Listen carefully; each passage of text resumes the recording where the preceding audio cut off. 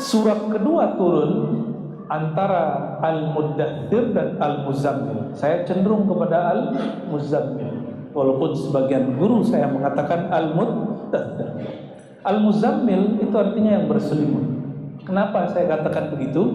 Karena dalam hadis Nabi Muhammad SAW disebutkan beliau setelah dapat wahyu pertama, ya, lalu kemudian sering kalau datang halnya itu datang wahyu, beliau mengatakan zammiluni, zammiluni, zammala yuzammilu, zammiluni. Maka orangnya disebut muzammil, orang yang berselimut. Itu salah satu nama baginda Nabi Muhammad SAW. Jadi Al-Muzammil itu nama Nabi sallallahu alaihi wasallam. Maka orang-orang tertentu kalau baca surat Al-Muzammil, ya, dia baca kemudian sallallahu alaihi Muhammad. Ya. Kan perintah di situ, qumil laila illa qalila, bangunlah malam hari meskipun sedikit. Terus di ayat ke-8-nya, ayat 8-nya, setelah qara'a baru zakara, setelah menghimpun baru zikir.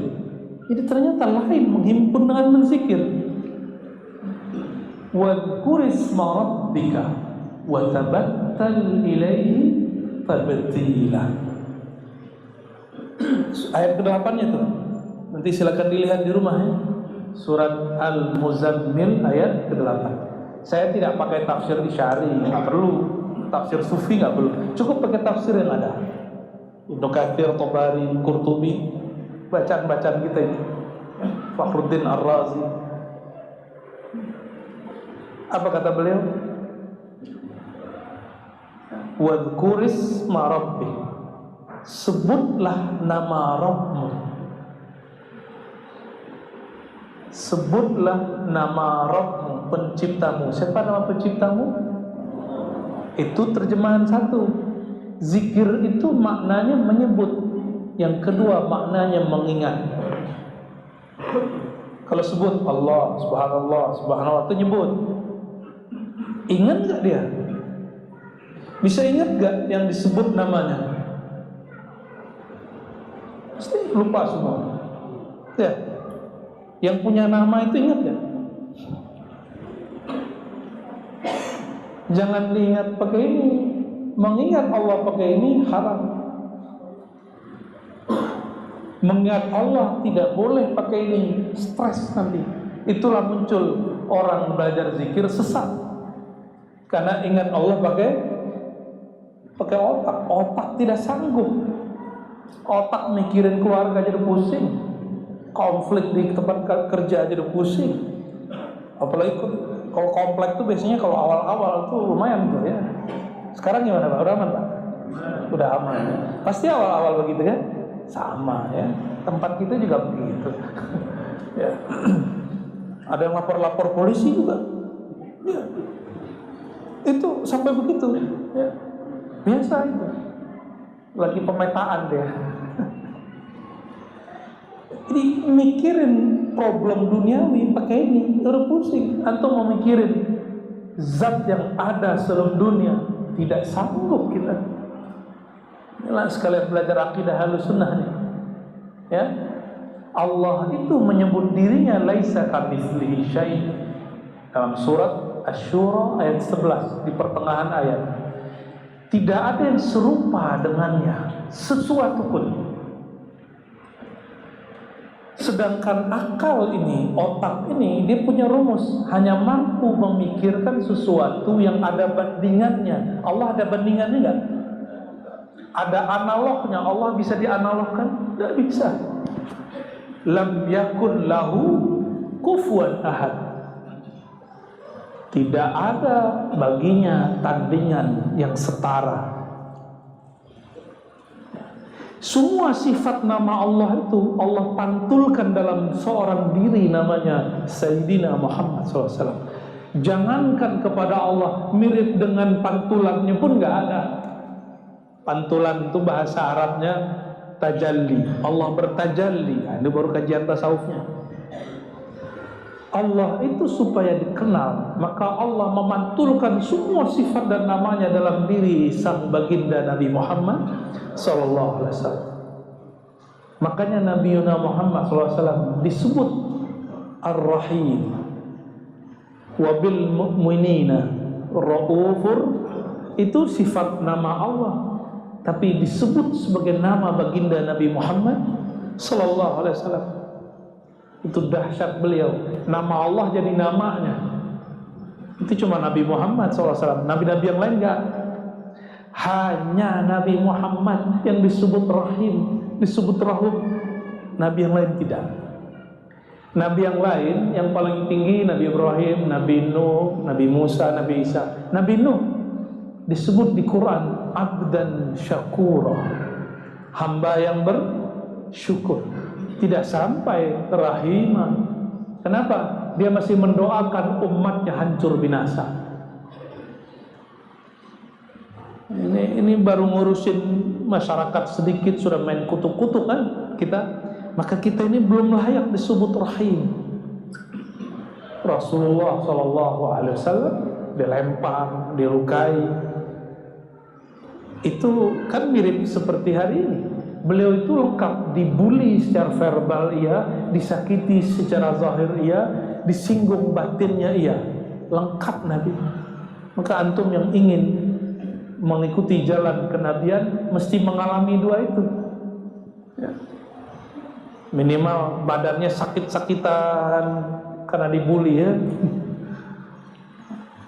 Dibully di komplek aja bisa sakit loh kan. Ya. Dibully di grup RW, RT aja bisa gak muncul-muncul ke masjid sebulan. Bisa langsung sakit badannya.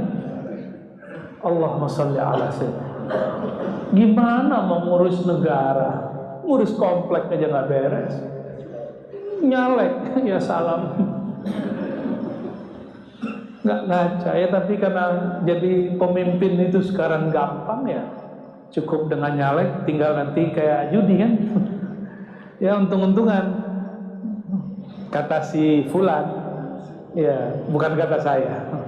Kalau saya nggak sepakat sih politik kayak judi nggak sepakat, tapi kata dia begitu. Oke. Jadi ayat yang dibaca wazkurisma rabbika ada makna lain selain menyebut, yaitu mengingat. Kita tidak sanggup mengingat Allah dengan akal, pikiran. Maka kata Imam Al-Qushairi, imam ini imam ahli hadis. Apa kata beliau? Namun ahli qalbu. Wazkur rabbaka idza nasita. Kalau ahli fikih baca ayat ini terjemahannya, jika engkau lalai tertidur, salatlah jika ingat atau terbangun. Ini terjemahan ahli fikih. Ahli fikih. Kan beda ahli, beda terjemahan. Boleh nggak? Boleh, karena terjemahan ayat lebih dari satu. Yang memonopoli makna ayat, nah itulah Tuhan-Tuhan kecil ya. Nabi aja tidak pernah monopoli makna ayat. Masa ada orang monopoli hanya penafsiran yang benar?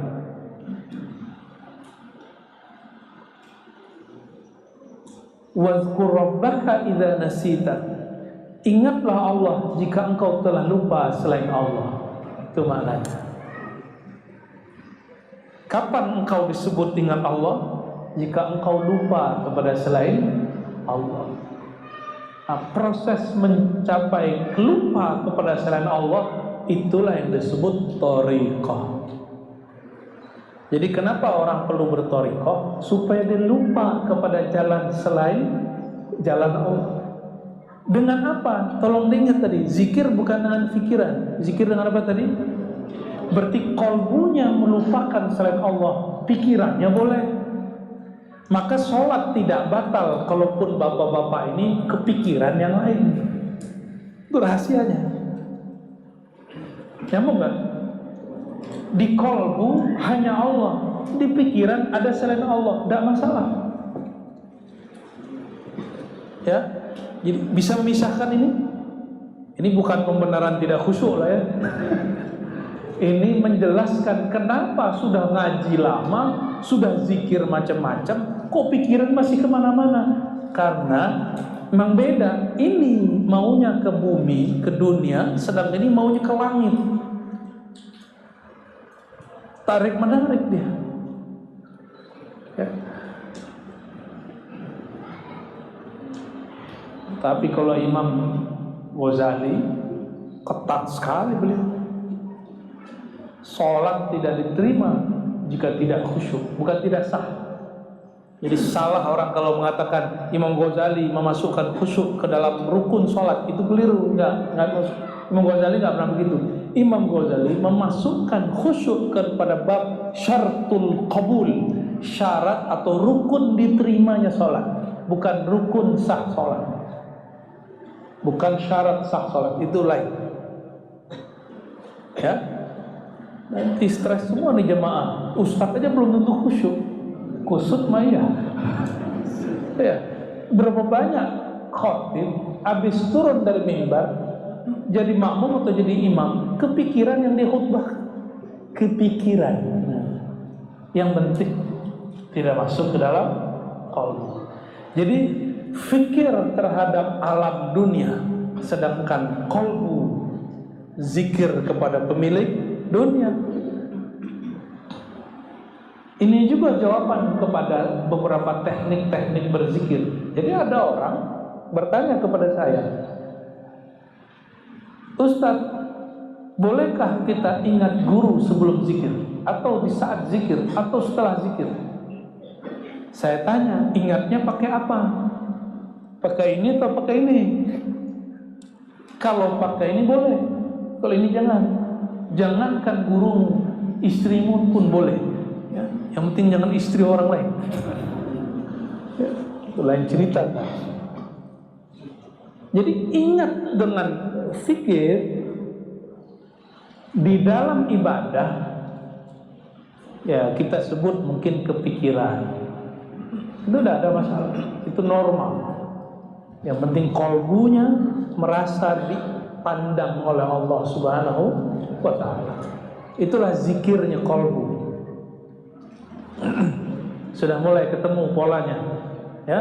Maka jika disebut wadhkurisma rabbik, sebutlah nama Rabb, ingatlah nama Rabb, sebut dengan lisan, ingat dengan kolbu, rasakan dengan ruh. Nah, ini satu lagi, ruhani merasakan. Rasa ini tidak dapat digambarkan. Kalau saya sebut malam pertama indah, kalau indah biasanya pemandangan, bukan? Jadi ibarat itu akan menjebak rasa.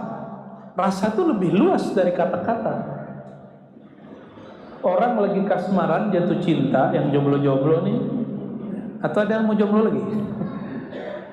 Ketika dia jatuh cinta, dunia terasa indah. Padahal dia lagi dalam WC, dalam toilet. Ternyata yang indah pikirannya.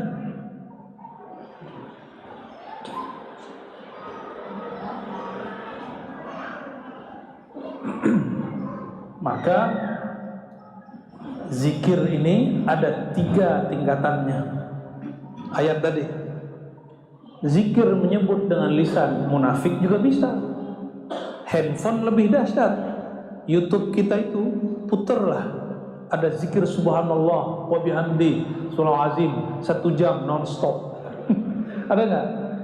Ya, zikir lafaz Allah Allah Allah 1 jam non-stop, nggak capek deh.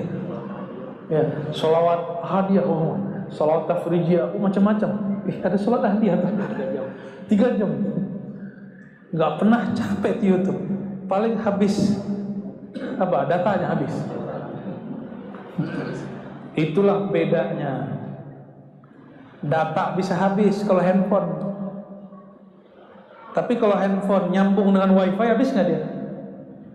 Tinggal wifi-nya setor, ya. Bayar tiap bulan. Benar? Paham? Ini cuma ilustrasi. Kalau smart kolbu ini sama dengan smartphone, bisa kehabisan data dia. Paham nggak maksudnya? Kehabisan kondisi. Maka kita butuh bergabung, bergaul, berkelompok dengan orang-orang sesama ahli zikir. Disebut majelis zikir. Inilah kalam baginda Rasulullah SAW. Idza marartum bi riyadil jannah. Jika engkau melewati tempat-tempat wifi kolbu bernama Riyadul Jannah, taman-taman surgawi, fartau, maka isilah pulsa kolbu, isilah kekuatan kolbu,